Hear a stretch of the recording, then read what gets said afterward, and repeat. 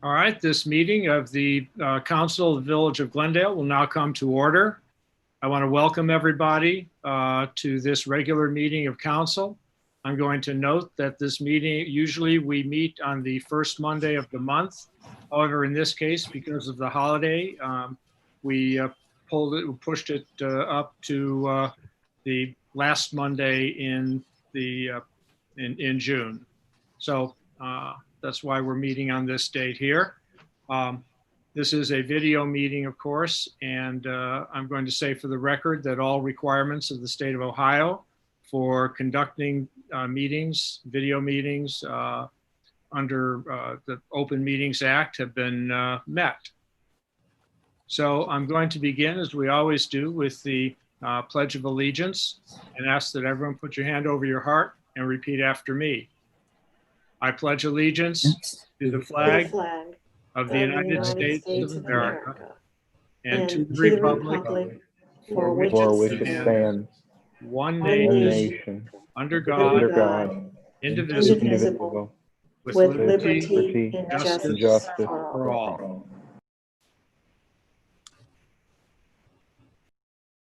As I always do, I'm going to ask that people mute cell phones and other electronic devices, but better yet, mute yourself on the screen unless you are speaking.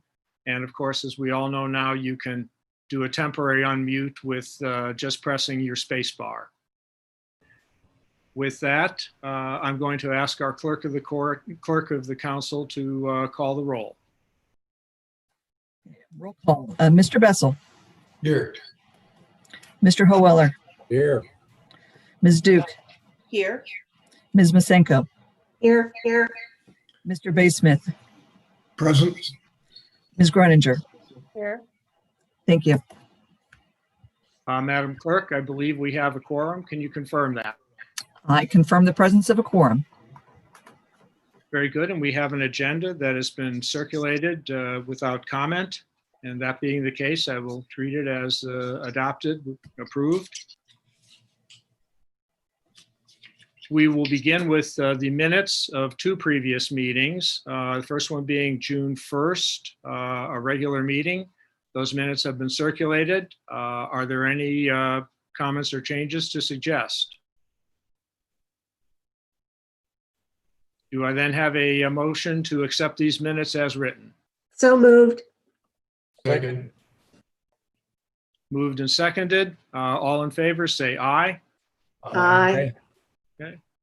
Now we turn to the minutes of the special meeting of June 10th. This was the meeting to basically deliberate and vote on the decision on the Bethany application. These meetings have also been circulated and commented upon. Do I have a motion to accept these minutes as amended and circulated in final form? So moved. Second. Any discussion? All those in favor say aye. Aye. Aye. Okay. And as I said earlier, we are going to start this meeting with a public comment from a resident, Mick Higgins, who has been working on a project that he would like to tell us about. All right, thank you, Mr. Mayor, members of council. I did have the opportunity to meet with city administration for the proposal of adding the little free libraries in and around the city. As you can see, I've got one here, and it is a composite library. Although it looks like it's made out of wood, it is made out of a composite recycled material with a couple of shelves that books can go in. Obviously, I am the Scoutmaster for Troop 417. We would like to put these boxes up working with HWB as a fundraiser. I think we've identified at least 16 locations in and around the city that these could go. Obviously, there's a number of different composite boxes and looks and color. Red, obviously, in front of the fire department, or up by there, a nice blue one for the police department. If anybody has any questions, obviously, I'd like to have council's blessing on putting these up and around the city. but I would also like to give you my cell phone number. If anybody has any questions or wants to see the box or anything else before we move forward on this, my cell phone number is 513-630-8691. And it has been on the mulch flyers that have been all around Glendale, so I'm not afraid to put it out there. I think a lot of people may have it already. Now, on the back of the box, we are putting dedication plaques. This box behind me is set to go in Floral Park and be dedicated to the memory of Ralph Burchinal. The Scouts are supplying the first one. Like I said, as a fundraiser for HWB, we're asking that residents contribute a minimum of $1,000. That includes the box, the installation, and an 8.5 by 11 memorial plaque that unfortunately will arrive tomorrow, but will be mounted on the back. It is black granite. It is engraved with the city's Gaslight logo. And this one's in memorial of, there can also be dedications, somebody may want to purchase one and dedicate it to the brave men of the police force or the fire department, or, for a local school, or, quite possibly even, one of the churches or something. I know I only have about 5 minutes. That's about 3 minutes. So I have about 2 if anybody wants to ask any questions, or Mayor, if you want to add anything. Well, we've of course heard other proposals for the small libraries, and I think every time they've come forward, everyone has been supportive of them. And so I am glad to see that here is a proposal that looks like it is coming to fruition. For whatever reason, some of those in the past kind of fell by the wayside. What I really like about this proposal is that it is being supported by an organization, the Boy Scouts. So that means that when the group of young people who are putting this proposal forward and actually getting it started moves on to other things, there will be new people behind them to continue maintaining the boxes and keeping them stocked with books. So I'm very supportive of this project, very glad to see it's going forward. I have a question, Mick. Who will stock, the mayor said that they will be stocked by the Scouts, but will the books come from the HWB library?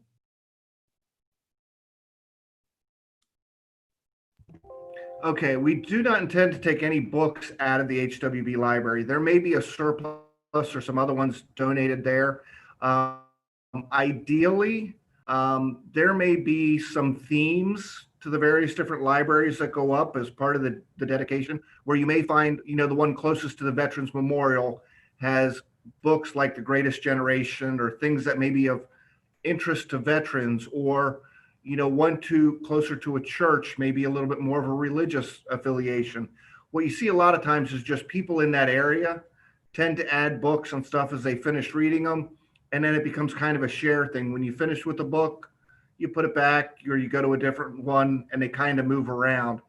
From what I've heard, books are not necessarily the problem. People donate a lot of books to these things, and often there's a surplus that then has to be removed and kind of donated to other sources. During this time of COVID, how do you plan on keeping the books and the little box from any contamination?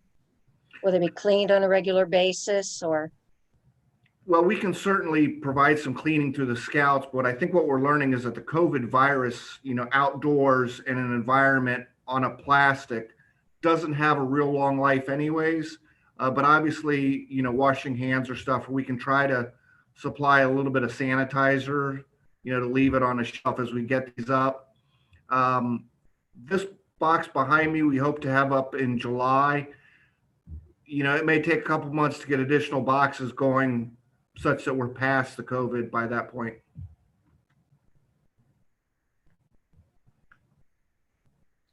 Any further questions? Thank you, Mick. Thank you for coming forward. Thank you for organizing this project. I think it'll be a great addition to the village. Thank you, sir. I don't believe there are any other residents who have requested time to speak. And so we will move on to the agenda. There is no old business on the agenda. So we'll turn to new business, which is Ordinance 2020-22, an ordinance authorizing a contract with the Public Entities Pool of Ohio for property and liability insurance and declaring an emergency. Mr. Cordes, I wonder if you could give us some background on this one. Yes, sir, I'd be happy to. This is our liability and property insurance for all municipal operations. It's part of a conglomerate of Ohio communities and as such is less expensive than private insurance. The premium is $857,000 for the renewal, which represents a 4% increase. Do I have a motion for the ordinance? So moved. Second. Okay. A motion to dispense with 3 reads? So moved. Second.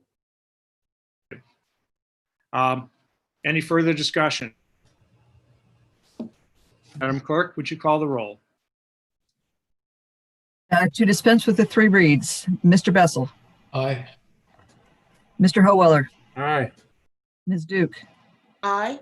Ms. Masenko, Aye. Mr. Bay Smith, Aye. Ms. Groninger. Aye. For the ordinance, Mr. Bessel, Aye. Mr. Howeller, Aye. Ms. Duke, Aye. Ms. Masenko, Aye. Mr. Bay Smith, Aye. Ms. Groninger. Aye. Thank you. Motion carried. Ordinance enacted.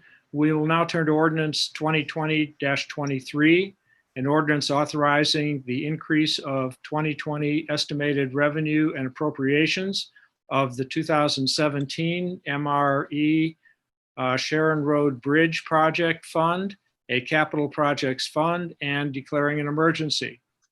For those of you like me who didn't know this at first glance, MRE, I believe, stands for Municipal Road Fund. Is that correct, Wally? Yes, sir, that is correct. Wally, this is another one where you're going to have to give us some background. I'll be happy to. The 2020 estimated revenue of the 2017 Municipal Road Fund, Sharon Road Bridge Project Fund now needs to be increased to $425,348.26 to allow for the receipt of the Ohio Public Works Commission grant proceeds in the amount of $243,000, the Greater Cincinnati Waterworks payment to us for $141,848.26, and the Hamilton County grant in the amount of $40,500. Once these amounts are received, we can then pay the invoices upon satisfactory completion of work in multiple stages. Do I have a motion for the ordinance? So moved. Second. And a motion to dispense with 3 reads? So moved. Second. Any discussion? Yes, Mr. Mayor, I have a question in section 2. It speaks of payment upon completion. What is the status of this project?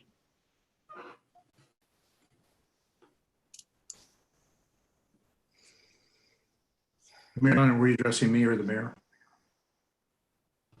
If she's addressing me, I'm going to defer to you anyway, Wally.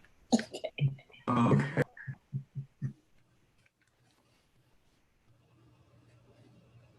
Am I on?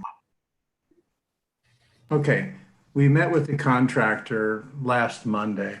He gave us multiple list of reasons why he was behind in his schedule. He's over 60 days behind on his schedule. His new completion date is estimated to be July 31st, provided there are not significant rainfall events or any other delays from additional contractors such as Duke Energy that still has to remove and relocate a gas main. The tentative completion date is July 31st, Maryland. The list of reasons that delayed him were much related to COVID-19 several employees contracting and other employees the disease, and then several employees not able to work for fear of contracting.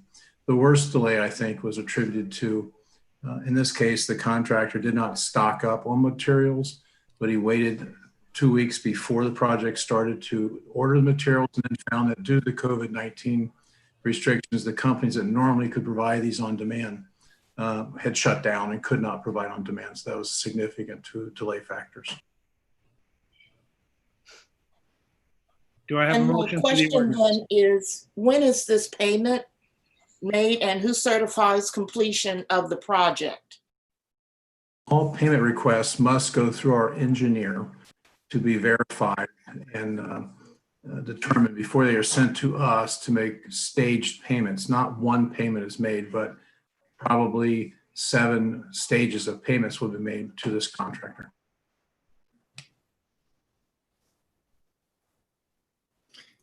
Any further discussion? Was there any penalty for failure to complete on schedule? Yes, sir. For reasons that are their fault, there's a penalty clause of $100 per day.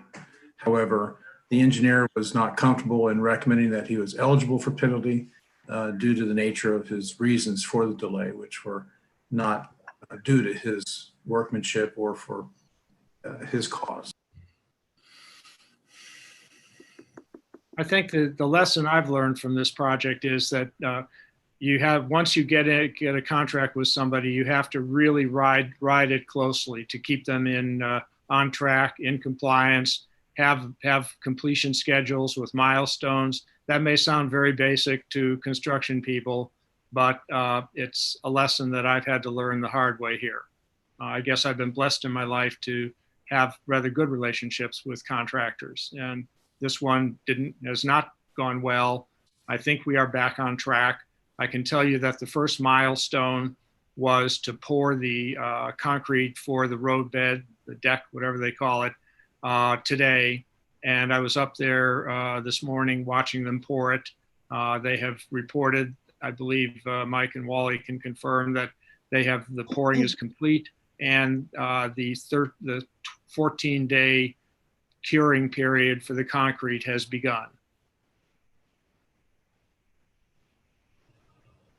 Any other questions? Can I ask Wally, how much was the increase? Because this is an ordinance for increasing. No, sir, it's not an increase at all. It's simply in the appropriation to receive the grants that we've obtained to pay for a significant portion of this work. And then we'll have it on hand in our account appropriated so we can make timely payments on the satisfactory completion of various stages. All right, but on the title of the ordinance, it says authorizing the increase. Will that be on there? Yeah, we have 0 appropriations, so we're going to increase them. Note that it's an increase in estimated revenue. So that's reflecting the fact that we're getting this additional money coming in. That's Coming correct. our way. It is. There are several grants that are bringing us money to pay for a majority of this project. Well, then I'll vote for that. Our outgoing expenses will be $40,000. All righty, thank you. Well, I have a question, Mr. Cordes. In this 14-day curing period, I presume there will be very few employees at that work site, correct? Not quite. Mr. Boger and myself and Tom Ottifer are meeting, and the mayor are meeting Mondays at 1 o'clock to keep pressure on them to make sure we're making progress. And the topic we discussed today was, well, since they just poured and the state of Ohio requires a 14-day cure to hold up heavy trucks, it must be very hard before we allow traffic. What will you be doing? So I believe, Mike, correct me if I'm wrong, a wing wall, a head wall, and some grubbing around the creeks to return soil to what's been dug out. But he says he'll be there every day and keep them busy so that once the 14-day cure is done, he'll move to the third week stage. I don't have my schedule with me, Mike. Do you recall the third week? He's planning on also working on the sidewalk bridge that you see at that area. He's also has to move a lot of the equipment and forms that he doesn't need. So he's basically going to be cleaning up the area. Perfect. Yeah. Perfect. Good. Good. It's you, terrible. Mark. That it's a terrible site. Okay. Excellent. That was what I wanted to hear. I will tell you this, the wild card in this whole thing is Duke Energy. They have a gas main that they have to move as a result of this project. And we need to get their commitment to move that in a timely fashion. They can't do it until the curing period is over and the contractor has at least done some of the backfilling. So we need to get with Duke Energy and get them on track to move their gas line at a time that will allow us to meet the completion date. So has Duke been contacted yet? And if not, who's going to take care of that? We have several people contacting Duke at this point, and I have a contact in their executive group that if all else fails, I'm going to play that card. Mayor, can I say something? Oh, No. He said go.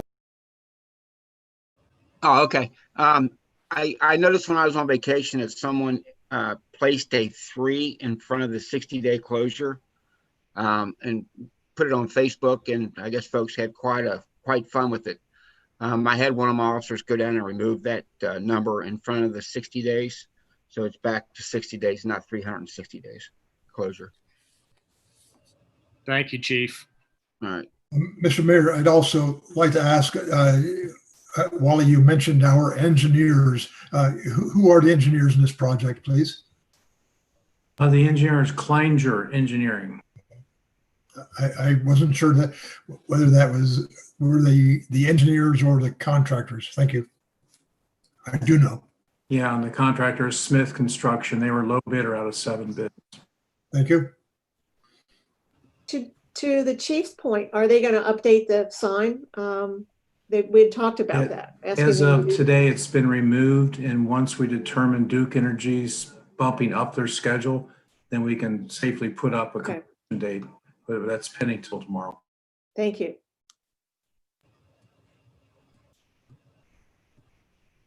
Madam Clerk, I believe we have a motion for the ordinance and to dispense with 3 reads. So please call, if so, please call the roll. You're muted.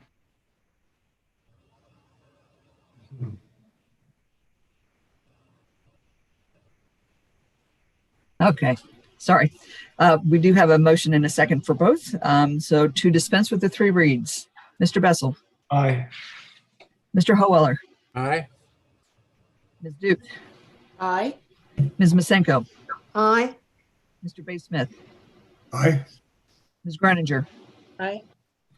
For the ordinance, Mr. Bessel, Aye. Mr. Howeller, Aye.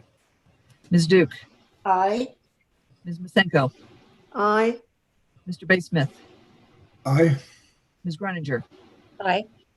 Thank you. Motion carried.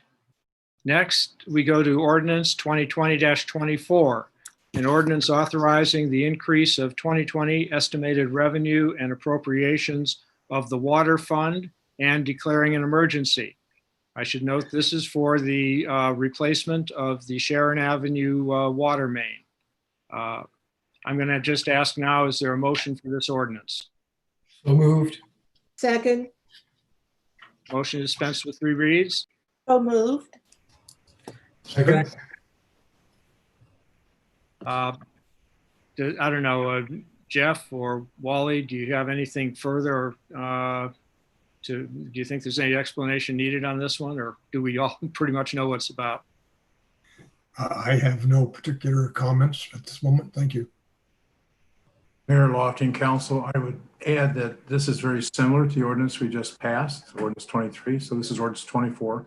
It's doing the same thing, but this time it's for the water line replacement. As you know, we received a grant for a low interest loan for $1,868,752 OWDA loan proceeds for Sharon Road water main. And once we increase our appropriations ability to receive the money, then we can make payments once the project starts in a timely fashion upon satisfactory completion. Do we have a start date yet, Wally? No, sir, we don't. We are working on that. There's some supplies that they want to make sure they have in place. We don't want to repeat not having supplies in place. Understood. Wally, can I ask a question about the financing of this? Yes, sir. You've got $1.6 million in the project. We've got engineering fees of 10%. Is that correct? $170,000. There was pre-engineering, and then there's to get the grant, and then engineering, and then site supervision, and a total amount of $173,316. Okay, and then the contingency, all we have is 65,000. Is that going to be enough? 5,280 is what the engineer recommended. Hopefully that's enough. If it's not, I'll have to come back to you and increase the appropriations if it's something that's absolutely necessary. All right, I've seen them work, and I don't believe they can do it and keep it within $65,000. Well, I know from past finance committee meetings that we try to keep the contingencies to a minimum, and the engineer recommended this amount, so I'm willing to give it a try if we can do that. And then, of course, we can always come back if there's something that is horribly wrong underground that we don't see at this point.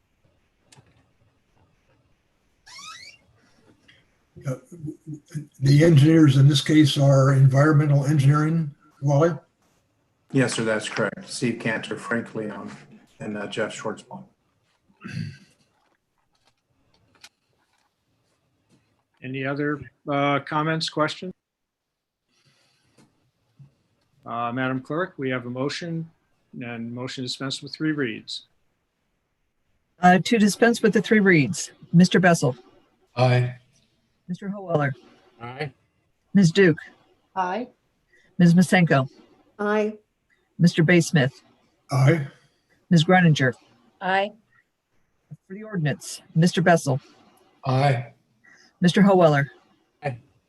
Ms. Duke, Aye. Ms. Masenko, Aye. Mr. Baysmith, Aye. Ms. Gruninger. Aye. Thank you. Motion passed. That concludes the ordinances. We turn now to our resolutions, and we start with what is mislabeled 2019-16. It's actually 2020-16, and we will make that change in the final version. This is a resolution affirming participation and agreement to the guidelines of the County Coronavirus Relief Distribution Fund and declaring an emergency.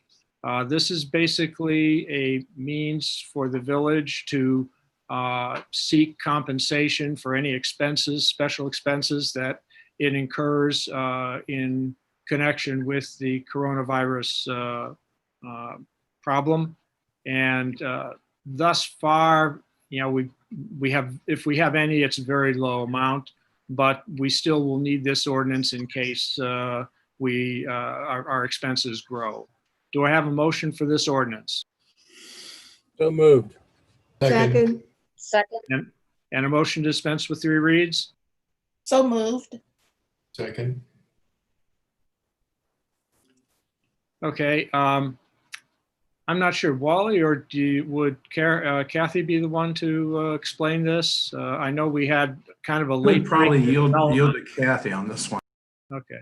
I know we had a late breaking development on this one, so Kathy, maybe you can let us know about it.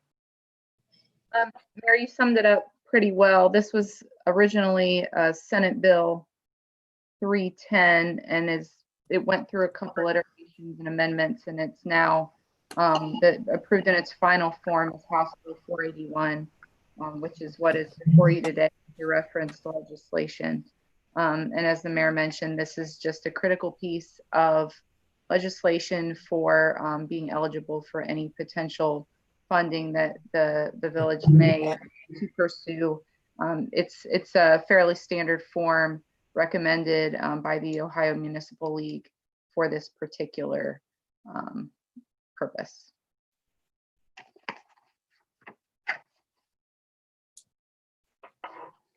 Any further discussion?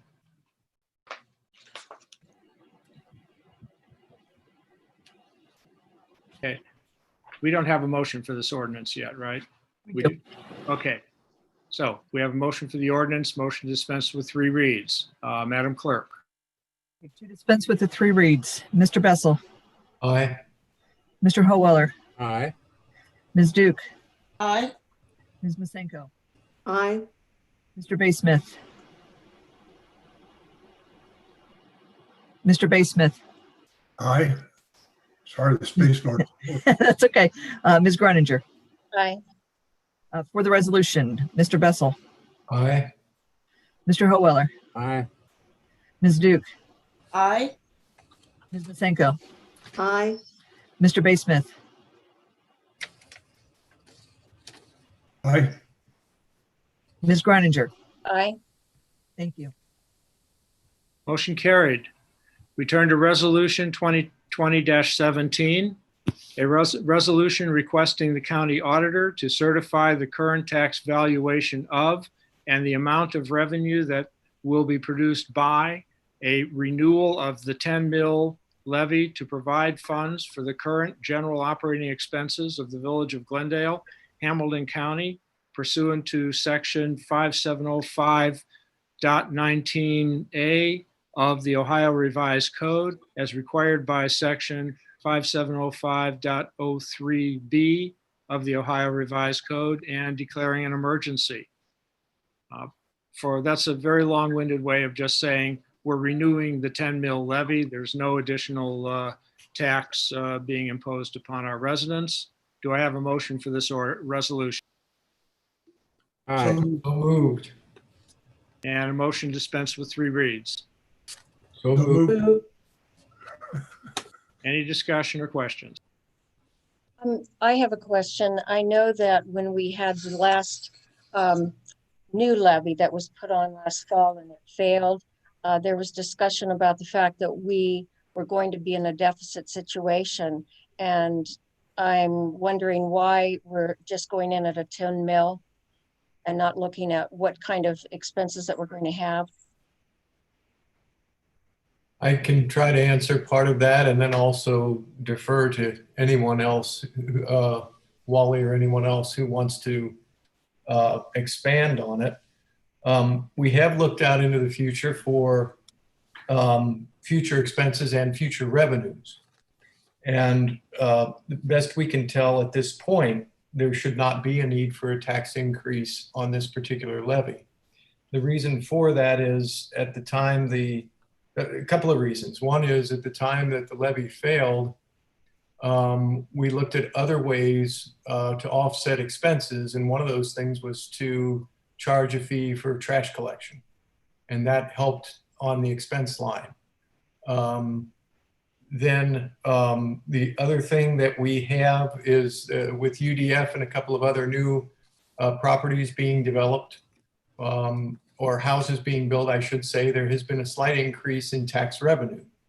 And there always is a slight increase in tax revenue as new properties are added. Finally, we are anticipating administrative changes, and those are not totally defined. However, as we progress through those, we should see some cost savings from payroll. So with that, all of that, working all of that in, we should be fine without an increase to this renewal levy. It's not a huge surplus to write home about, but we do at least do better than break even. I'll just add one more thing to what Mike said, and that is that we had intended to use part of the new levy for road paving and to really accelerate our road paving program. Without that money, we have basically gone back to relying strictly on the funds available through our state road funds. So that money has not been spent. The road the road repaving is going along well, maybe not as fast as it would have if the levy had passed. So looking forward, Debbie and everyone, we're close to mid-year. Probably around August, we'll sit down again and look at what does this first 6 months look like through July or through June, I mean.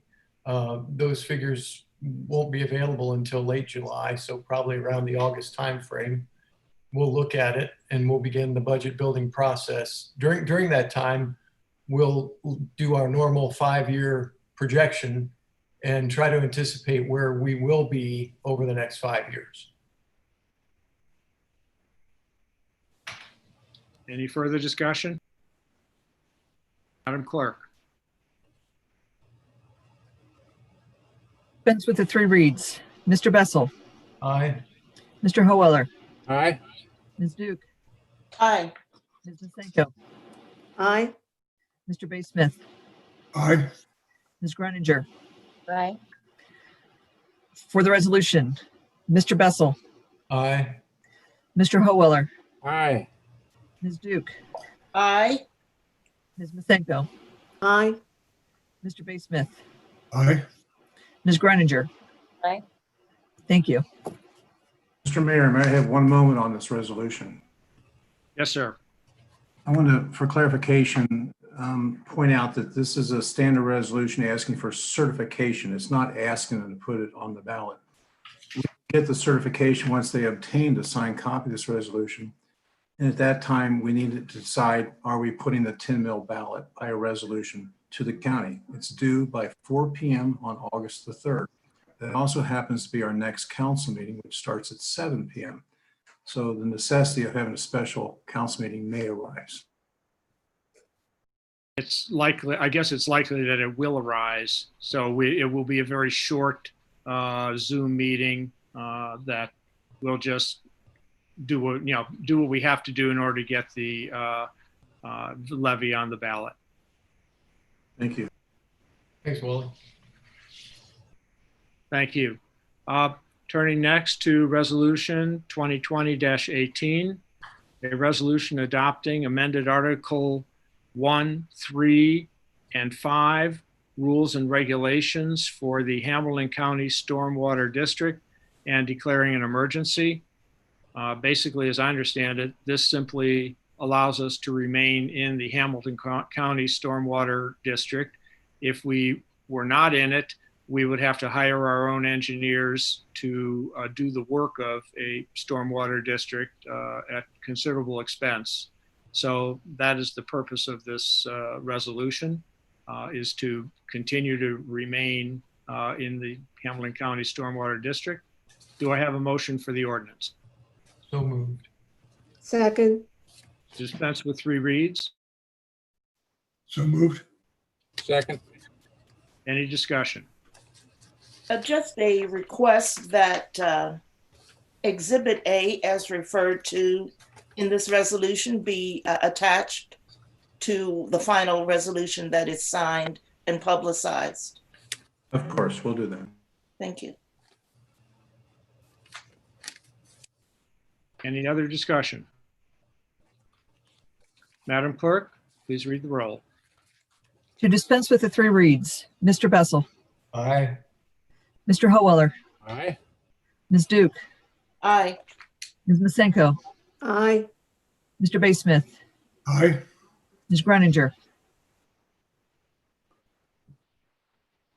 Ms. Groninger. Aye.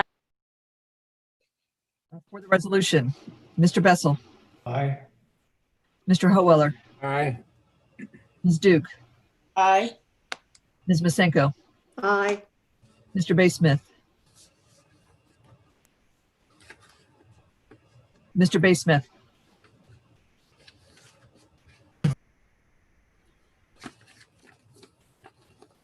Couldn't hear you, Jeff. We'll try it. Aye. Groninger. Aye. Thank you. Motion carried. We turn to Resolution 2020-19. A resolution denying the application of the Sisters of the Transfiguration for an amendment to a conditional use permit for the expansion of the Bethany School at 495 Albion Avenue and declaring an emergency. This resolution and the decision attached to it reflects the vote that council took on June 10th to deny the application. I just want to say that I commend our solicitor for an excellent job of pulling together an awful lot of material, an awful lot of discussion, and putting it into a very understandable and I think a solid decision. So with that, I will ask, do I have a motion for this resolution? So moved. Second. And a motion to dispense with 3 reads? So moved. Second. Any discussion? Yes, I just have a request, the same one as made previously. And it was my understanding that the Communications Council had received from the residents, Wendy, is her last name pronounced Fearer? Here. Fear. Here. Rebecca Love, Mark Reeder, Margaret Chardolo, Lisa Spalding, and Mr. and Mrs. Alan Zobe be listed on page 2 of Exhibit A.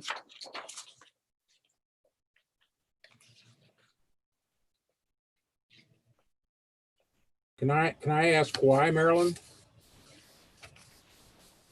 As I mentioned before, council should acknowledge receiving this information from the residents, and omitting their names is an omission that they did not communicate with council. Marilyn, just to be clear, spoke. are these the submissions that were submitted after the deadline that council had set?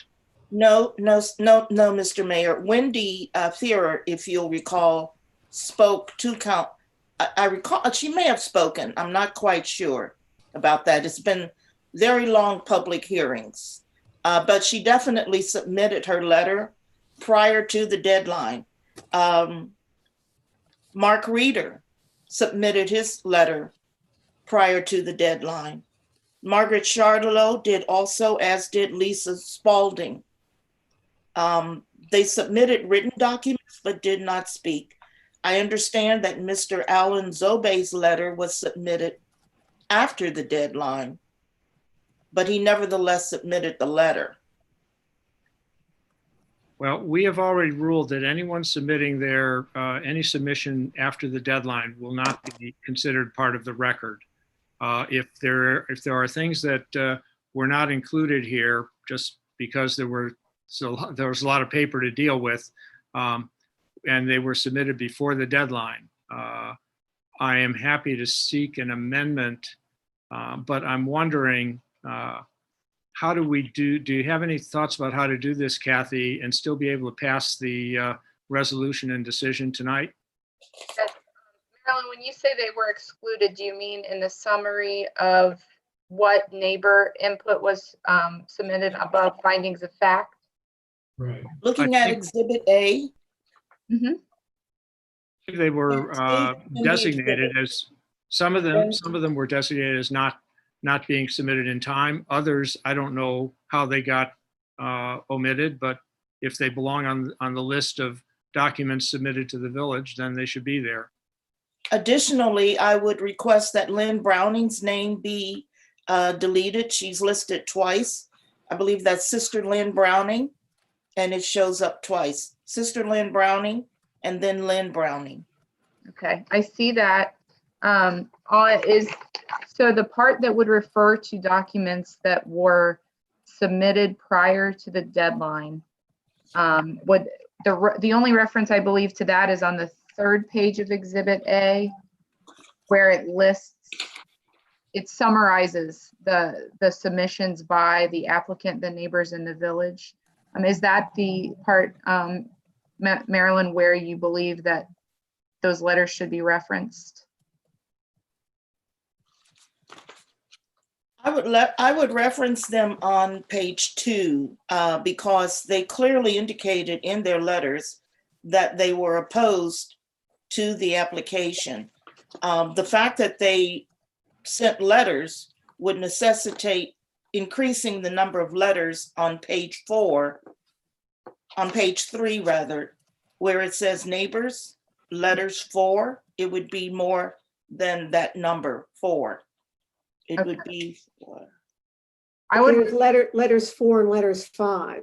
So there are 9 letters. Oh, okay. All right.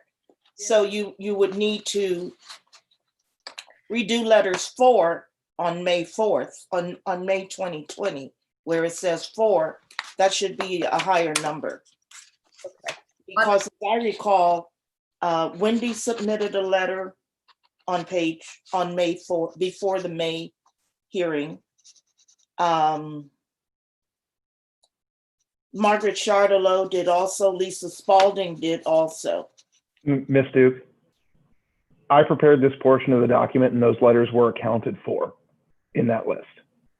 So on where it says May letters and it has parentheses 4 and it says May 2020, those 4, Gordon Kwasinski submitted a letter, Dan Love submitted a letter, the McSwain submitted a letter, and it was another letter. That's 4 right there. I don't see how that includes the letters received from Margaret Chardolo, Lisa Spalding.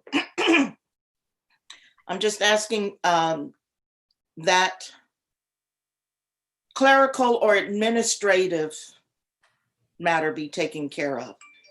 Doesn't change the substance of the Exhibit A, but it certainly shows that there are more than 9 residents opposed, which is shown on page 2,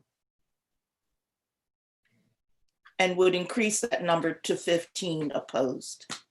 We could clarify it by simply removing the numbers under neighbors. We could delete 4 before May 2020, the number 5 before June 2020, and 13 before June 2020. We already know that everything prior to the submittal deadline is part of the record and is presumed to be summarized, encapsulated in that. So just to avoid confusion, maybe we could take those numbers out so we're sure that we've just simply included them all. We can do that. Kathy, I have a quick question for you. In regards to page 2, the list of individuals, I do realize Lynn Browning has been duplicated on that list. I'll correct that error. Is this list those who submitted materials in addition to those who testified, or is it just those who were sworn in to testify during the meeting? This is simply who testified at the hearing. So for page 2, the first Lynn Browning can be deleted. And then on page 3, we can delete the number, the quantity designation after the neighbor items. That will clarify everything. It'll avoid confusion. It'll still properly summarize what the record includes. Well, the record also includes, it's my understanding, those individuals such as Lisa Spalding, Margaret Chardolo, Mark Reeder, and Wendy, who submitted information. I understand Rebecca Love did not make the deadline, and I'm not quite sure. Perhaps she did. Alan Zobey did not make the deadline.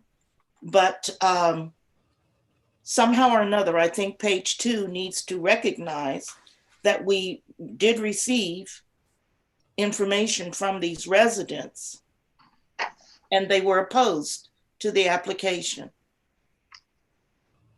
We've got on page 2, we list only those who testified. So to be clear, we could put on the very bottom paragraph, in addition to the record from the Glendale Planning and Historic Preservation Commission proceedings, council received the following exhibits and or submissions from participants, period, and then I will add, or I would say semicolon, some of which were present and did not testify. Some of which did not testify. Some of which did not. Some of whom did not testify, including, and then list their names. Okay. And why are we listing names here? Because we just give the number of letters received, and we have the people who testified in the. So these are the only people here, I guess, we're talking about, or are we? Those who submitted letters and didn't testify, or Correct. is this everybody? Those who submitted letters and did not testify. And I'm perplexed as to why we're not putting their names here in this document, as they did submit letters. The record will still provide those letters. Should this be appealed, the full record will include all submissions. The purpose of this part of the written decision is just to make clear who was there present to testify subject to cross-examination. And then just to provide kind of a very brief summary of what the record is. What the record actually is will be, if it were to come before the court, would be present with paginated and summarized and indexed fully. Mr. Mayor, I just am at a loss as to why we are not listing these residents by their names and recognizing them. I really am at a loss with this. Well, for one thing, we have decided that it's not necessary, that this document will stand by itself.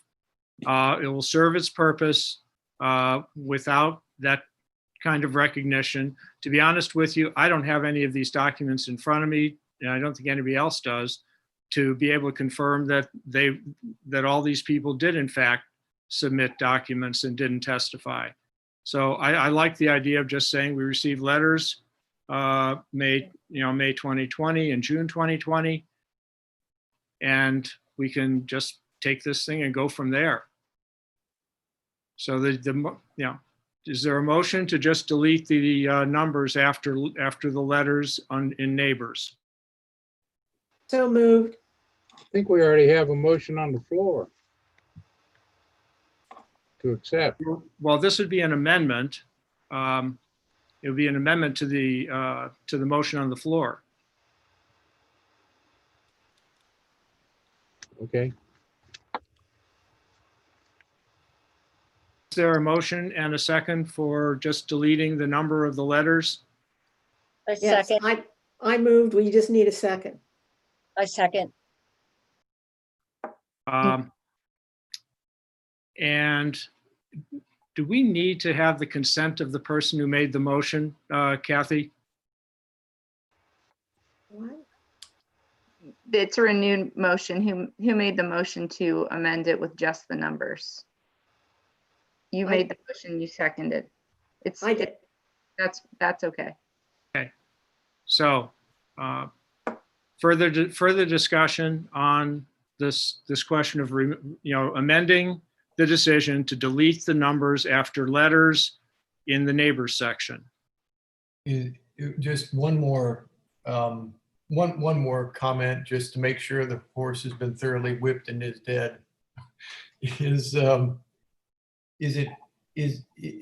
it possible that we say that that we will add to this section that talks about letters, that we would add each person's name, and it would say there were letters submitted on May 20th by, and list those names? Or is that taking it a step too far, Kathy, Ryan? I don't think substantively this first part that summarizes those witnesses and documents, it doesn't contribute to the substantive value of the decision itself. It's simply there to set the stage as a framework for the record that, should this be appealed, would then be submitted to the court. So as far as this whole section, who testified, at what dates and what's the basic overall view of what types of things comprise the record. The details of it are just generally there to set up what is going to be submitted as a record if such need should arise. It's not necessarily important. It is not necessarily important to state how many letters were received. No, it doesn't provide any substantive value to the decision. It's simply there to kind of provide a framework to anyone reading it to understand the composition of the record. The actual composition of the record and how many people testified will be evident from the record itself, should that record be submitted to a court. I just have one last point to make very quickly. When you count up the number of people who are for and those opposed, we have 10 listed as for, 9 opposed. 10 for, 9 opposed, and clearly that was not the record. There were a lot more residents opposed to this, and by count, there were 15 residents. And so if you're weighing the information and you're looking at the numbers, you would come out with the conclusion that, well, it was half and half. And that is not so at all.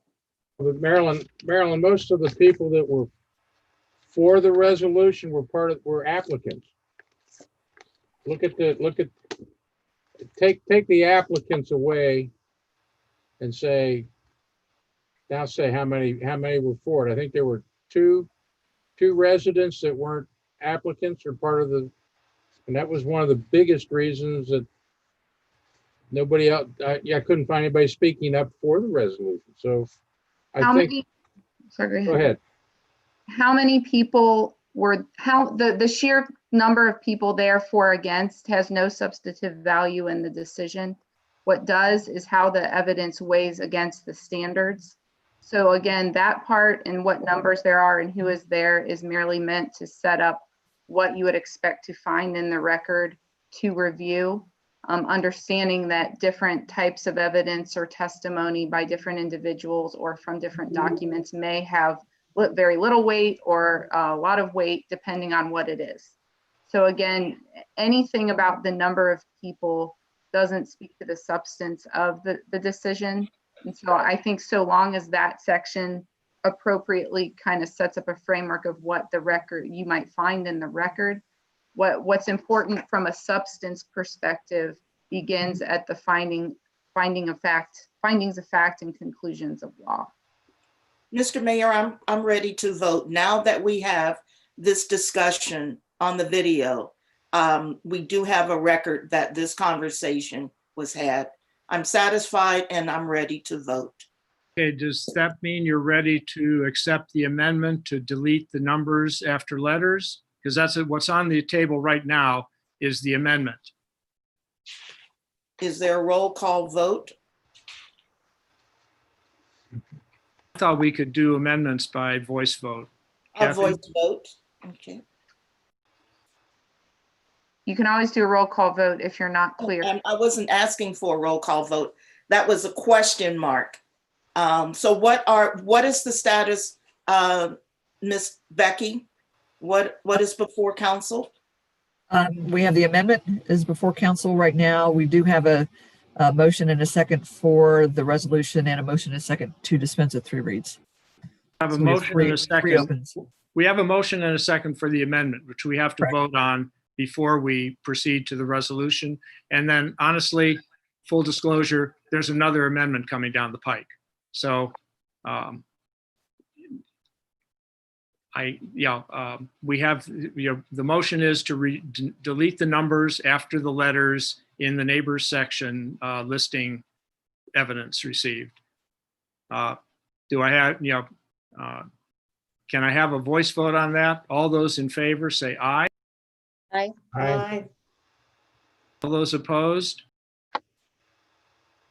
Okay, motion carried. That's been amended. Another amendment is I think Kathy just wanted to make sure that we were all paying attention here.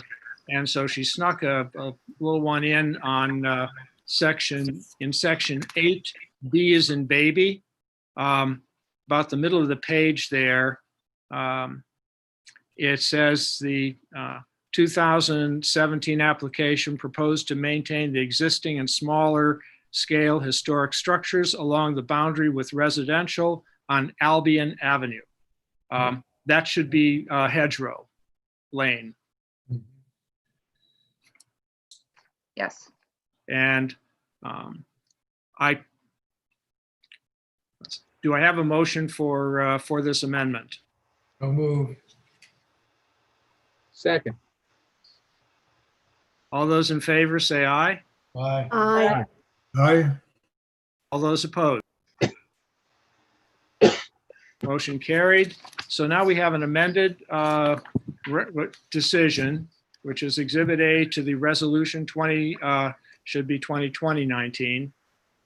So I'm going to, is there any further discussion on the resolution or the decision?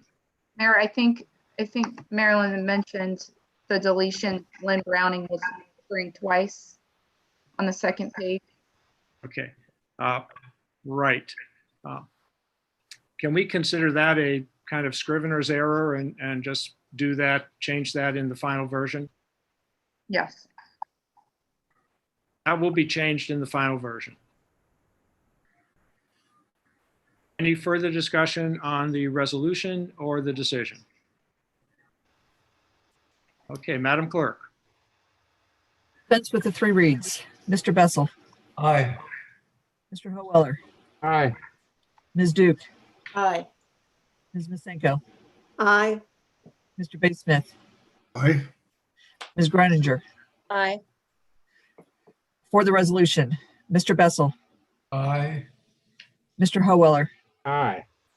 Ms. Duke, Aye. Ms. Masenko, Aye. Mr. Bay Smith, Aye. Ms. Greininger. Aye. Thank you. Thank you. Motion carried. And at least a chapter in our business this year has been concluded. I'm going to turn to now reports from the mayor, standing committees and special committees. No births, starting with the mayor's report, no births or deaths have been reported. And I am holding back on listing the deaths until we can all be there in person to truly acknowledge the passing of what will be quite a number of people. So turning to the mayor's report, we've already heard a report on the Sharon Avenue Bridge. There's nothing new to say there. With regard to the quiet zone, we are approaching the end of the quiet zone project, and that will be the parking lot east of the tracks and the walkway replacing the pedestrian crossway up to Sharon Avenue and across the tracks up there. The work on this project will begin on July 6th. And is expected to end on July 31st. The work has already been done, virtually complete, on the Albion crossing. The goal of that was to make what had been the Albion crossing look like the rest of the tracks. And I think they've done an excellent job there. And I'm just going to remind everyone, including people who might be watching this, that none of the money for the Quiet Zone project came out of village taxes, that it was all donated by residents or in some cases provided by the state or the railroad. We have discussed the replacement of the Sharon Avenue water main. And I'm just going to remind everybody that once the water main is replaced, we can begin the work on repaving Sharon Road, which I think will be very welcome by all of our residents. And then let me tell people who maybe didn't carefully read the Friday newsletter that we will have a mini farmers market, a one-truck farmers market in Glendale this coming Thursday, July 2nd. It will be from 10 to 2:30, and thereafter, every Thursday after that, there will be fresh vegetables and fruits available. And it's from Burwinkle's, which is a very respected farm and company. And we are very lucky to have them come to Glendale. So I'm very excited about it. And I want to extend our thanks to Councilwoman Mostenko for spearheading this project. Nancy, do you have anything further that I might have left out? Only just a slight warning because of weather. The Burwinkle Farms folks think they may not have fresh sweet corn the first week. So just know that. Well, we'll certainly be looking forward to that corn when it is available. Thank you, Nancy. Thank you for coordinating that. Yes. Okay, and then the Women of Glendale exhibit has reopened at Glendale Heritage Preservation. It's open every Thursday from 4 to 8 and every Saturday from 11 to 3. Reservations are required in order to see the exhibit because we still have our COVID restrictions, and we want to make sure in any event that we have proper social distancing. That's all I have. So, Madam Clerk, can you call the committees? Yes, committee, please. The Finance Committee did not meet. As I mentioned earlier, we'll probably get together in August and take a look at where we are with half a year under our belt and start planning for the coming year. And we'll schedule that offline through email. I want to not let the evening pass, though, without recognizing Wally Quarters and everybody else who did work to get us set up to replace the water main underneath Sharon Road. It was a long process.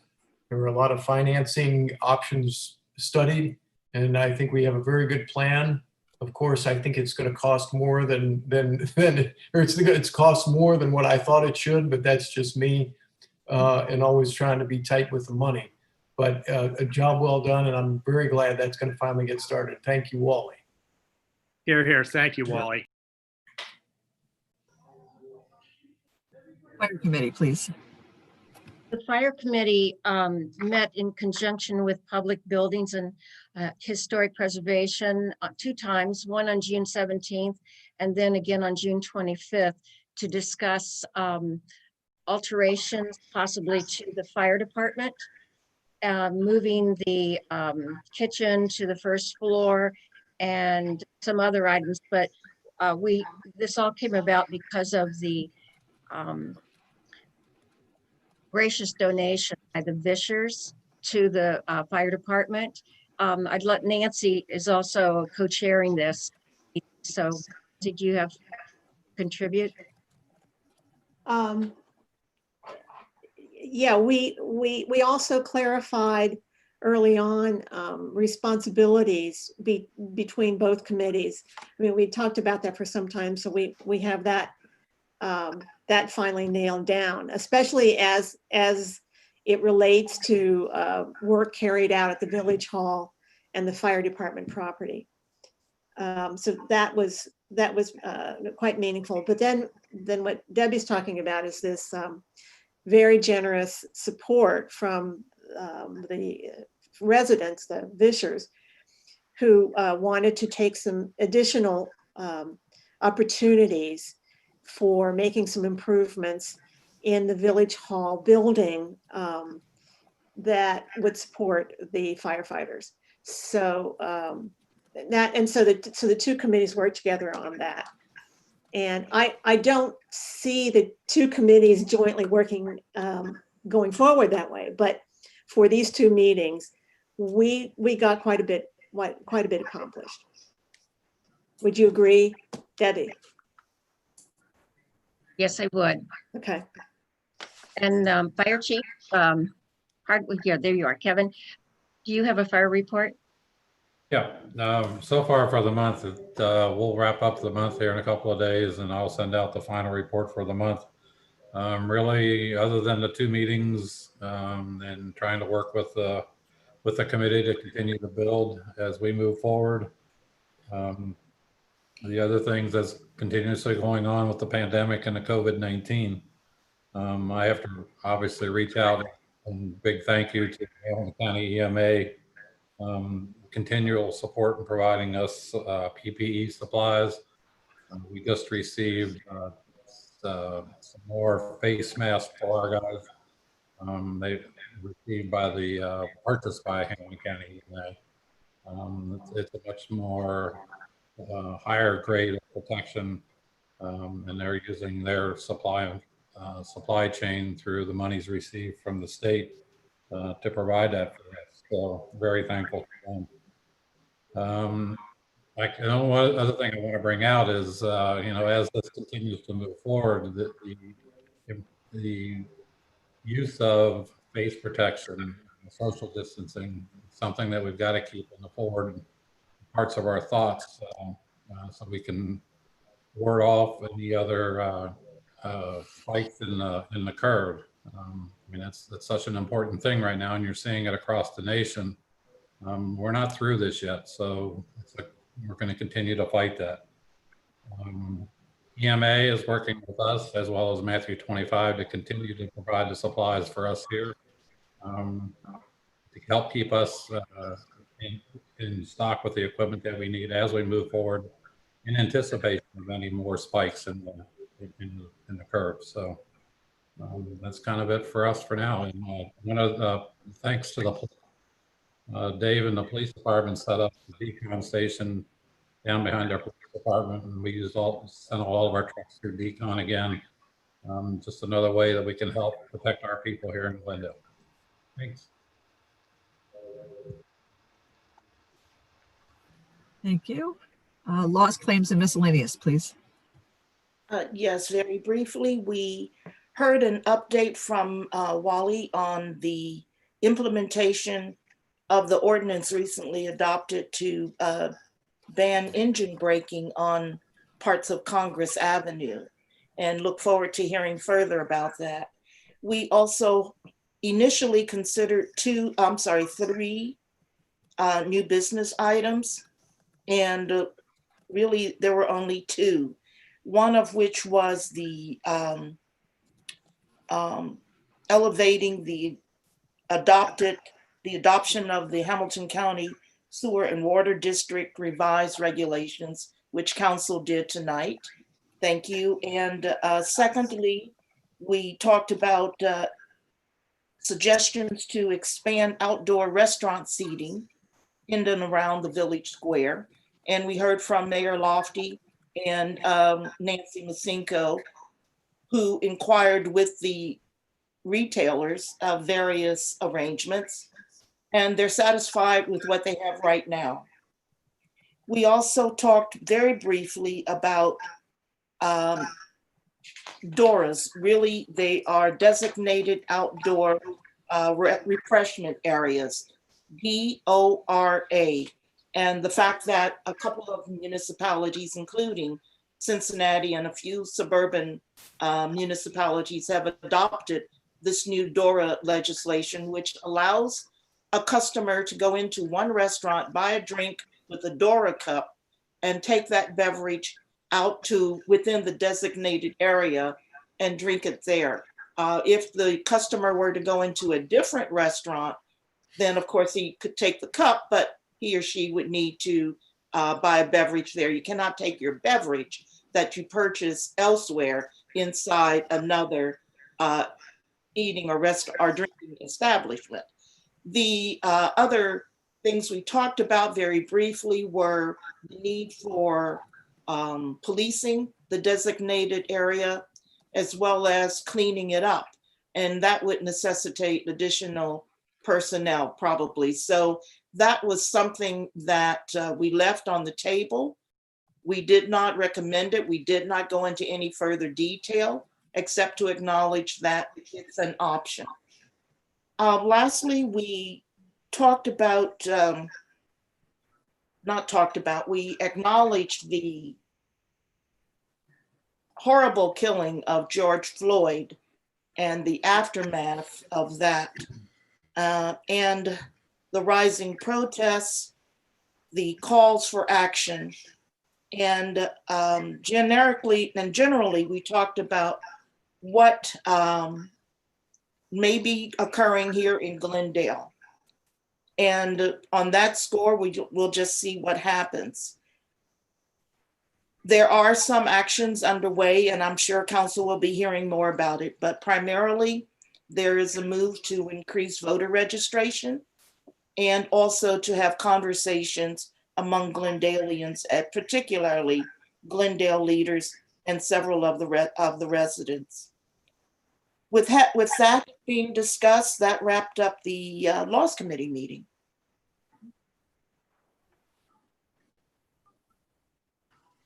You're muted, Becky. And Police Committee, please. Okay, the Police Committee has not met. We will like to schedule a meeting, and I have looked on my calendar, and I am thinking the 9th of July. Would everybody see if that's available? Chief, are you available? Yes, sir, all month. Okay. If we could do a meeting at 2 o'clock, if that can be scheduled. Is that it? So everybody, would you mind doing that, making sure that that's on your calendar? And I will send out an agenda as soon as I can. Okay. We have really, since we haven't had a lot of contact, I'm going to just turn it over to the chief and see what he has to say. Thank you. With the month ending in a couple of days, our reports will be sent out to everybody. So they are not complete. We line up for the state in our reporting. And again, we'll have them all out to you all in a couple of days. We are looking at starting Mayor's Court back up here shortly. We're putting the proper sanitary stuff in place. And once we get that ready, we're hoping next week or the following week, Mayor's Court will continue. And Lord knows we're really backed up. So just an update from Maryland real quick. Ms. Duke, is the signs. Tom and I went around the village today and we marked locations for the 2 signs for the engine braking, and those were ordered and they'll be placed up maybe by the end of the week, the holiday being Friday, most likely next week early. And I have contacted a couple of the folks that had inquired about it and given them an update. So those will be all in place, hopefully by mid next week. And finally, we are talking about having a peaceful rally that I've met with the gentleman twice from Mount Zion. And it's going to start on Saturday, July the 11th, right now at 1 o'clock.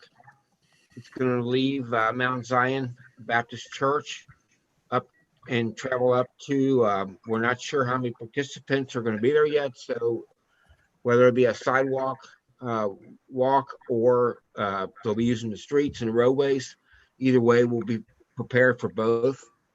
And it's going to continue down Congress into Woodlawn, where they'll stop in Woodlawn at some point. So we'll all be out to support that, and hopefully everything goes smooth. And that's it for right now. Okay. Thank you. Public buildings and historic preservation. Well, we sort of covered that when Debbie reported, so I really have nothing more to add to that. Recreation and playgrounds. This for me. I'm sorry, I'm having a difficult connection on. Did you address me? Recreations, yes. Recreation. The rec committee did not meet in the past month. That too is something we should schedule for August. At the current time, there are no critical issues. Thank you. Streets and public improvements. The Streets Committee did not meet this past month. Planning for resurfacing roads and taking care of sidewalks is currently being conducted by Wally and Tom Alder. Thank you. Utilities. Utilities did meet on last week, the 18th, and had a fairly lengthy meeting.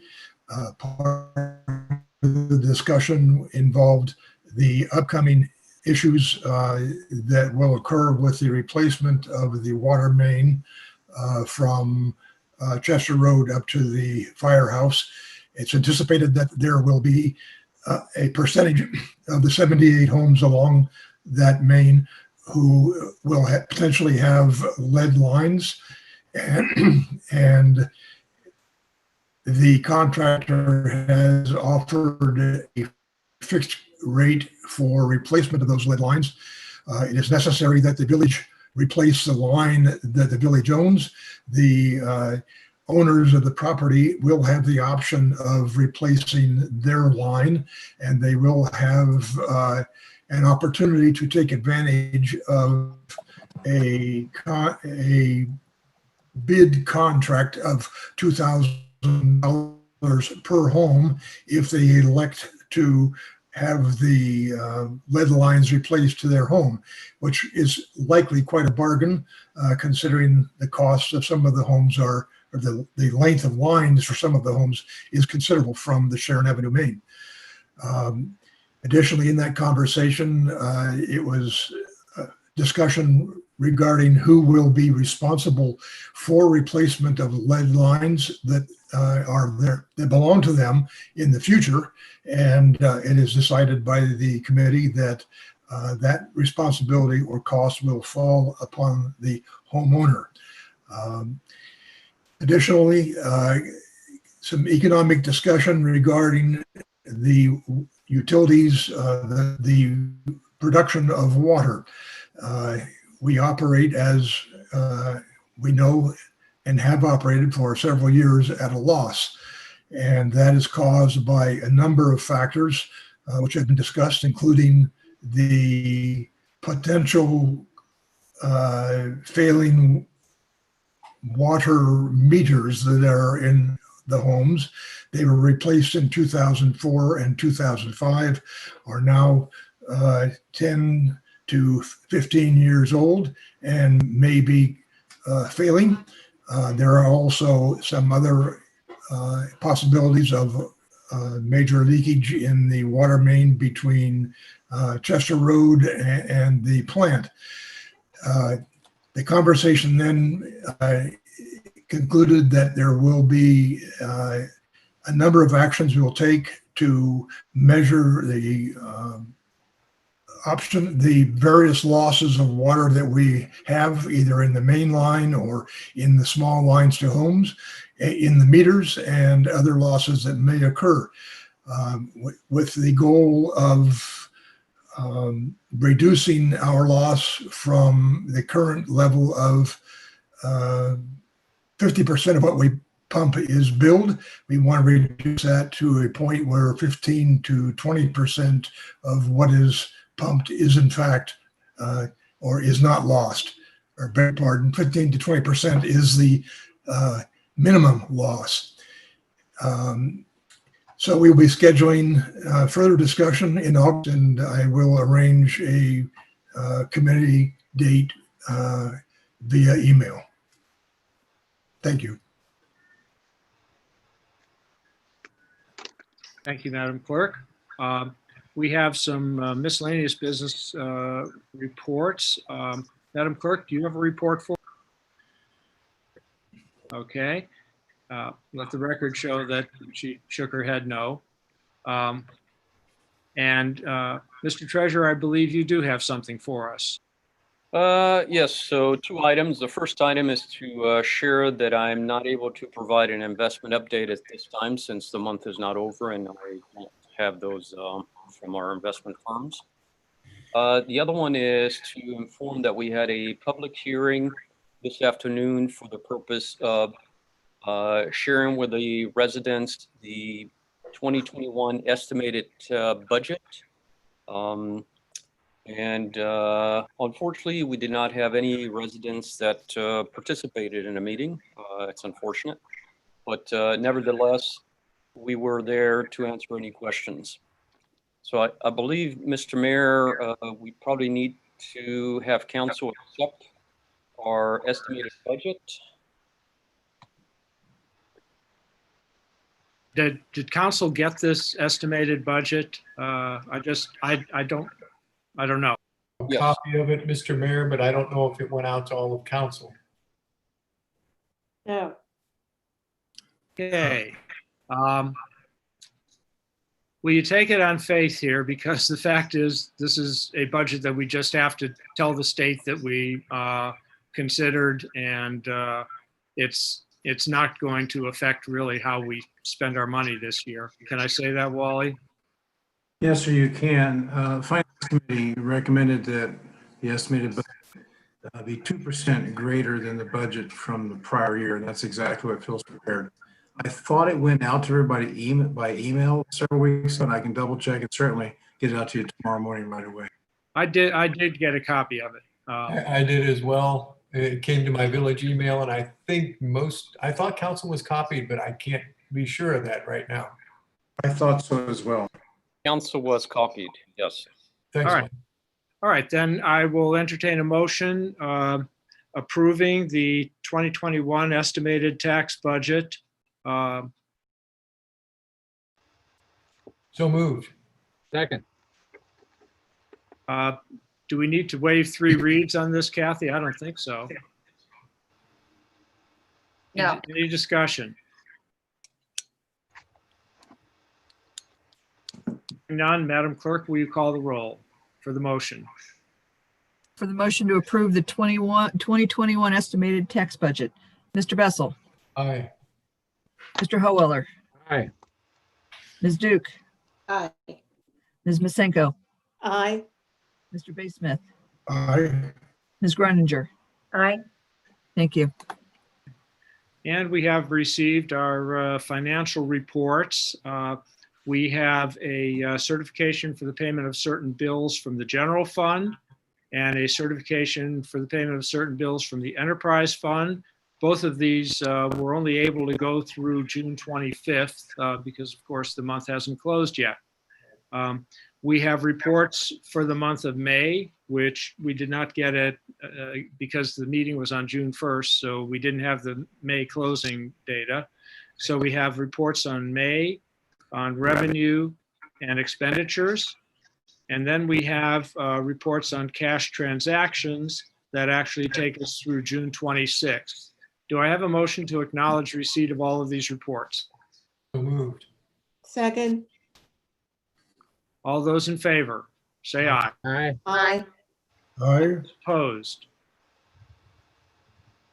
Okay, so we are at the, One quick question, just on the budget, just to inform the residents that may be viewing this, that the estimated budget will be posted on our website along with a summary for their review as time goes on.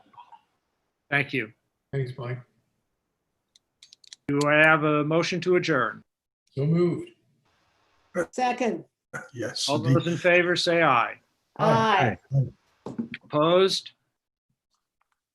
We are adjourned. Thank you very much. And enjoy the coming holiday. Thanks, everyone. Bye. Thank you. Take care all. Good night, everybody.